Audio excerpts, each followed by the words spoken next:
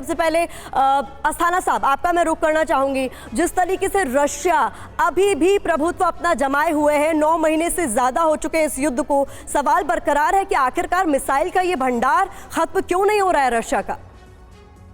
देखिए, रशिया इन मिसाइल्स का original equipment manufacturer है। जो भी OEM होता है, ओरिजिनल मैन्युफैक्चरर जो होता है, उसके पास एक मिलिट्री में शब्द इस्तेमाल करते हैं हम लोग, सर्ज कैपेसिटी। तो वो सर्ज कैपेसिटी का मतलब है कि जब इमरजेंसी होती है, लड़ाई की हालत होती है, उस हालत में आप 24 घंटे उस मिसाइल का प्रोडक्शन कर सकते हैं और आप अपनी प्रोडक्शन कैपेसिटी को काफ़ी हद तक बढ़ा सकते हैं। तो इस चीज़ का उसने जाहिर है कि इस्तेमाल किया है और इसी कारण से उनकी मिसाइल्स भी काफ़ी जो है बढ़ोतरी तो हुई है।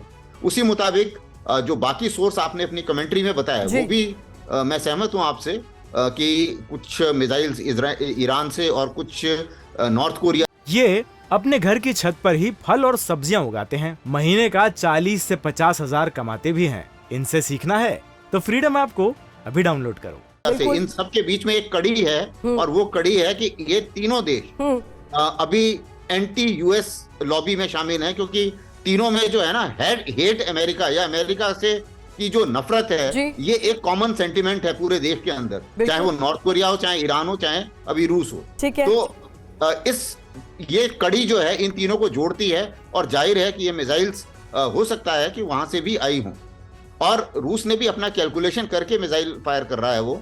और माफी के साथ आपको रोकना चाहूंगी, भीषण ठंड के बीच हमारे सहयोगी मनीष इस वक्त वहां खड़े हैं मॉस्को में।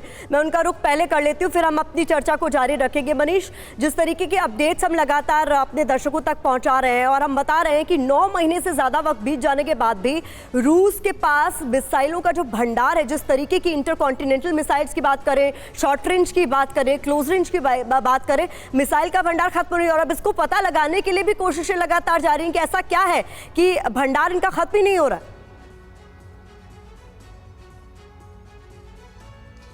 देखिए, हथियारों को लेकर ये वाकई में बेहद दिलचस्प डेवलपमेंट है, क्योंकि पहले तो अमेरिका और नाटो देशों ने ये कहना शुरू किया कि बस रूस के पास तो हथियार बचे ही नहीं हैं, आज नहीं तो कल ख़त्म हो जाएंगे।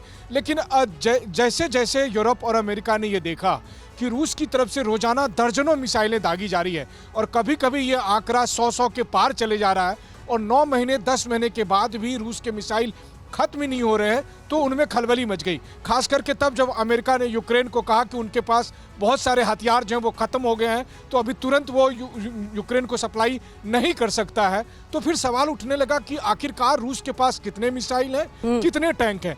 दिलचस्प बात यह है कि अमेरिका ने मिसाइलों की गिनती शुरू कर दी और यूक्रेन ने टैंकों की गिनती शुरू कर दी।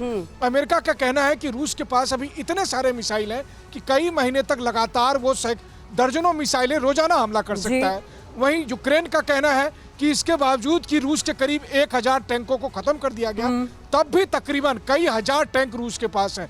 तो अब आप समझ ही सकते हैं कि फिर युद्ध का भविष्य क्या है रूस और यूक्रेन के। हथियारों की कोई कमी नहीं है, ये तो वॉरजोन से आ रही तस्वीरें लगातार बता रही है। मनीष, ये अपने घर की छत पर ही फल और सब्जियां उगाते हैं, महीने का 40 से 50 हजार कमाते भी हैं। इनसे सीखना है तो फ्रीडम ऐप को अभी डाउनलोड करो।